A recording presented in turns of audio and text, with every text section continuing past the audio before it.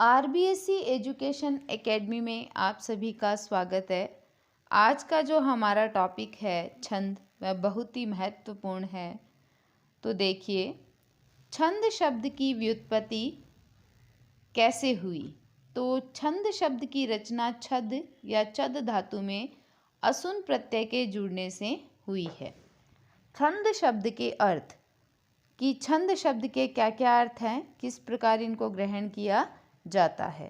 शब्दकोश के अनुसार छंद के अनेक अर्थ ग्रहण किए जाते हैं, जैसे प्रसन्न करना, फुसलाना, बांधना, आच्छादित करना, कामना या आकांक्षा करना और अक्षर संख्या का परिमाण करना आदि।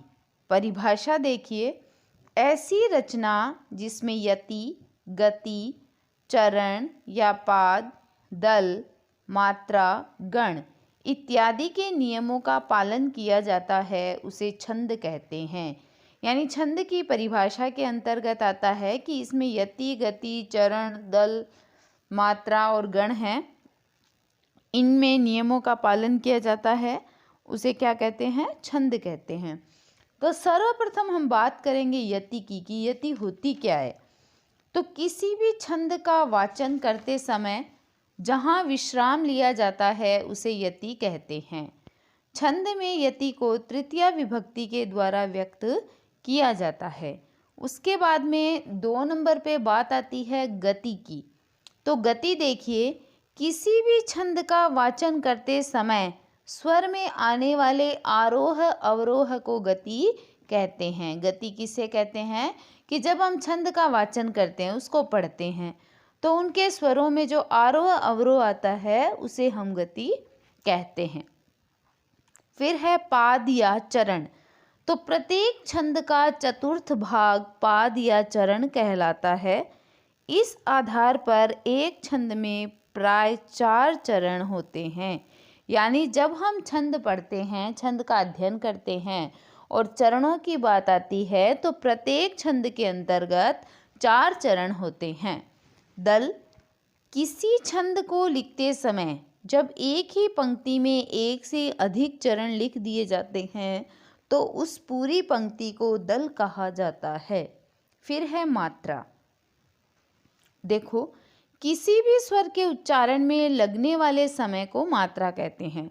जैसे कोई भी स्वर है और उसका हमने क्या किया? उच्चारण किया, और उसमें जो समय लगा वो है मात्रा।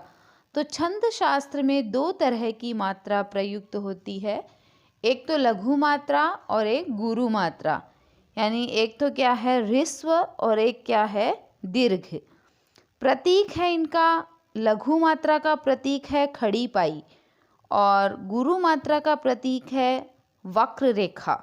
तो जो खड़ी पाई है उसको हम 1 संख्या के अंतर्गत लेते हैं, और जो वक्र है, उससे वक्र रेखा है, उसे हम 2 के अंतर्गत लेते हैं। फिर हम बात करते हैं छंद के वर्गीकरण की। तो जब हम छंद के वर्गीकरण के बारे में पढ़ते हैं, तो छंद अपने 2 प्रकार के होते हैं, वर्णिक छंद और मात्रिक छंद। तो जैसा कि इनके नाम से ही पता चलता है, वर्णिक छंद में वर्णों की संख्या को गिना जाता है और मात्रिक छंद में मात्राओं की संख्या को गिना जाता है। वर्णिक छंद 3 प्रकार के होते हैं, सम, अर्धसम और विषम। मात्रिक भी 3 प्रकार के होते हैं, सम, अर्धसम और विषम। फिर हम बात करेंगे सम की। तो वर्णिक में भी सम के 2 चरण होते हैं, साधारण और दंडक, और मात्रिक में भी सम के 2 भेद होते हैं, साधारण और दंडक। तो पहले हम बात करते हैं मात्रिक या जाति छंद। तो जिस छंद की गणना मात्राओं के आधार पर की जाती है, उसे मात्रिक या जाति छंद कहते हैं। दूसरा है वर्णिक छंद। तो जिस छंद की गणना वर्णों के आधार पर होती है, उसे वर्णिक या वृत्त छंद कहते हैं। फिर देखो सम छंद। तो जैसा कि इसके नाम से ही पता चलता है, सम यानी समान। तो जिस छंद के चारों चरणों में समान लक्षण प्राप्त होते हैं, वह सम छंद कहलाता है। उसके बाद में अर्धसम। अब अर्ध अर्ध माने आधे आधे। तो इसमें देखो कि जिस छंद के आधे आधे चरणों में समान लक्षण प्राप्त होते हैं वह अर्ध सम छंद कहलाता है। उसके बाद में है विषम छंद।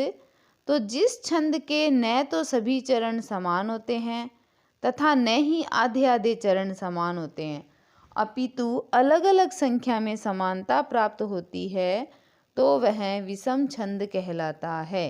उसके बाद में है साधारण छंद। तो वर्णिक छंदों के अंतर्गत प्रत्येक चरण में 1 से 26 तक वर्ण संख्या वाले छंद तथा मात्रिक छंदों के अंतर्गत प्रत्येक चरण में 1 से 32 तक मात्रा संख्या वाले छंद जो है वो साधारण छंद कहलाते हैं।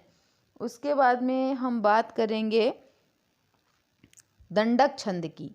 तो दंडक छंद में क्या होता है कि वर्णिक छंदों के अंतर्गत प्रत्येक चरण में 26 से अधिक वर्ण संख्या वाले छंद और मात्रिक छंद के अंतर्गत 32 से अधिक मात्रा संख्या वाले छंद जो हैं वो दंडक कहलाते हैं। फिर देखो, जब हम छंद की बात करते हैं तो हमें सबसे पहले मात्रा निर्धारण के जो नियम होते हैं उनका भी पता होना चाहिए, नहीं तो हम छंद का निर्धारण नहीं कर पाएंगे, मात्राओं का निर्धारण नहीं कर पाएंगे। तो पहला है, मात्रा सदैव स्वर वर्णों पर प्रयुक्त होती है, व्यंजन वर्ण पर कभी भी मात्रा का प्रयोग नहीं किया जाता।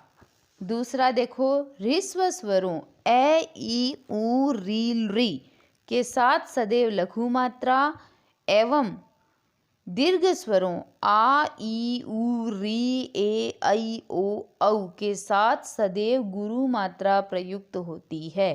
तीसरा देखो, यदि किसी ह्रस्व स्वर के तुरंत बाद कोई संयुक्ताक्षर, आधा अक्षर, हलंत वर्ण, विसर्ग लिखा हुआ हो तो ह्रस्व होने पर भी उसके साथ गुरु मात्रा प्रयुक्त होती है। 4 नंबर पे देखिए, यदि ह्रस्व स्वर के साथ अनुस्वार का प्रयोग हो रहा हो उसे गुरु मात्रिक माना जाता है, एवं ह्रस्व स्वर के साथ अनुनासिक स्वर यानी चंद्र बिंदु का प्रयोग हो रहा हो तो उसे लघु मात्रिक ही माना जाता है। अगला देखो, दीर्घ स्वरों के साथ अनुस्वार, अनुनासिक दोनों ही स्थितियों में गुरु मात्रा प्रयुक्त होती है। फिर है 6 नंबर पे जो नियम है कि प्रत्येक चरण के अंतिम वर्ण को छंद की आवश्यकता अनुसार विकल्प से लघु और गुरु माना जा सकता है। गण देखिए, 3 वर्णों के व्यवस्थित समूह को गण कहा जाता है, यानी 3 वर्ण है और उनका व्यवस्थित समूह है वो क्या कहलाता है, गण कहलाता है। और छंद शास्त्र में कुल 8 गण माने जाते हैं।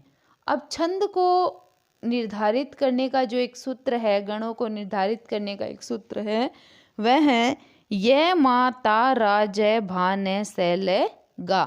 तो यह जो है एक मात्रा हो गया, माँ है द्विमात्रा, ता भी द्विमात्रा, रा भी 2 मात्रा वाला है, जय 1, फिर भा 2, न 1, स 1, ल 1 और गा 2। तो इनसे देखो गण का नाम बनेगा, फिर उसका स्वरूप क्या है वो बनेगा, फिर अन्य किस नाम से जाना जाता है, इसका उदाहरण क्या है, इसको शुभ या अशुभ माना जाता है। तो सबसे पहले यह से बात करते हैं। अब यह है तो यह के आगे गण होगा तो 3 जो ये वर्ण है वो मिलकर बनेंगे, तो यह माता और नाम क्या हो जाएगा, यगण। अब यह है तो 1 मात्रा आएगी, माँ है तो 2 आएगी, ता है तो 2 आएगी। तो इसका अन्य नाम है आदि लघु, यानी इसके शुरुआत में लघु है, 1 मात्रा है। उदाहरण है जैसे यशोदा, और शुभ और अशुभ के अंतर्गत इसे शुभ माना जाता है। फिर है मगण। मगण का होगा मातारा, तीनों ही द्विमात्रा है यानी सर्वगुरु है, जैसे माताश्री और शुभ है। फिर है तगण। तगण बनेगा ता रा जय, तो ता भी क्या है, दीर्घ है, रा भी दीर्घ है और जय क्या है, लघु है।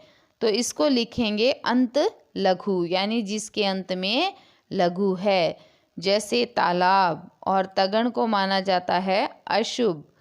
फिर है रगण। रगण का आ जाएगा रा जय भा, यानी रा क्या है, दीर्घ है, जय क्या है, लघु है, भा है दीर्घ, तो इसका नाम है मध्य लघु, जैसे रागिनी, और ये क्या है, अशुभ है।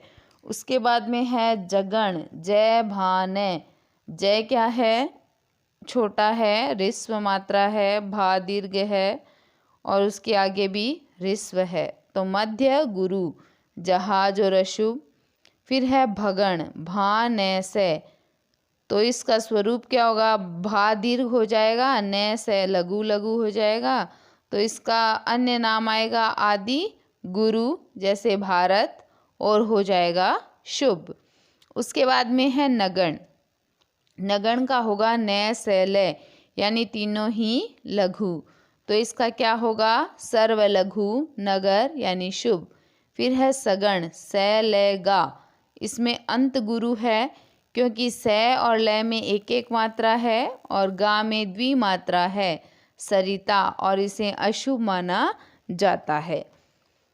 फिर देखिए पहले छंद का नाम है अपने दोहा। दोहा छंद पढ़ेंगे तो यह अर्ध सममात्रिक छंद होता है, यानी आधा आधा जो मात्रा है वो समान होती है। इसमें विषम यानी पहले व तीसरे चरणों में 13-13 तथा सम यानी दूसरे व चौथे चरणों में 11-11 मात्राएं होती है।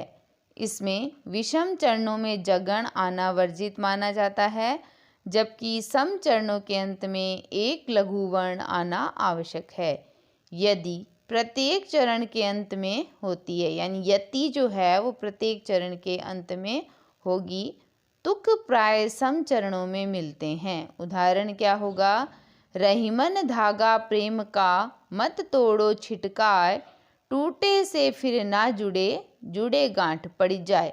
अब इन पे क्या है, मात्रा लगानी होती है, तो मात्रा लगाने के लिए आपके जो मात्राओं का नियम है वो याद करना पड़ेगा कि एक मात्रा जहाँ लगती है लघु मात्रा, वहाँ एक खड़ी पाई होगी, और जहाँ पे 2 मात्रा लगती है वहाँ पर क्या होगा, दीर्घ स्वर, यानी ये दीर्घ मात्रा होगी, या गुरु मात्रा भी जिसे कहते हैं। फिर है चौपाई छंद। तो यह मात्रिक सम छंद होता है। इसके प्रत्येक चरण में 16 मात्राएं होती है। प्रत्येक चरण के अंत में जगण या तगण आना वर्जित माना जाता है। यति प्रत्येक चरण के अंत में होती है। तुक सदैव पहले चरण की दूसरे चरण के साथ व तीसरे की चौथे चरण के साथ मिलती है। जैसे जय हनुमान ज्ञान गुण सागर, जय कपीश तिहुँ लोक उजागर, रामदूत अतुलित बल धामा, अंजनी पुत्र पवन सुत नामा। तो इसमें देखो सब में 16-16 मात्राएं हैं। जैसे जय है तो दोनों एक एक मात्रा हो जाएगी, है पे एक होगी, नू पे एक होगी क्योंकि छोटे ऊ की मात्रा है। अपने उसमें मात्रा के नियम में पढ़ा है कि अ ई उ रील री जहाँ पे आते हैं वहाँ लघु मात्रा होगी। फिर माँ पे दीर्घ है, न पे लघु है, ज्ञा पे दीर्घ है, न पे लघु है, गु पे लघु, न पे लघु, सागर पे दीर्घ, ग, सा पे दीर्घ, ग पे लघु और रै पे लघु, और इस प्रकार ये मिलाकर कितनी हो गई, 16 मात्राएं। फिर है रोला छंद। तो यह भी मात्रिक सम छंद है। प्रत्येक चरण में 24 मात्राएं होती है। इसमें यति क्रमशः 11 व 13 मात्राओं पे होती है। ये लगभग दोहे का उल्टा है, उसमें 13 और 11 पे होती है और इसकी 11 और 13 पे होती है।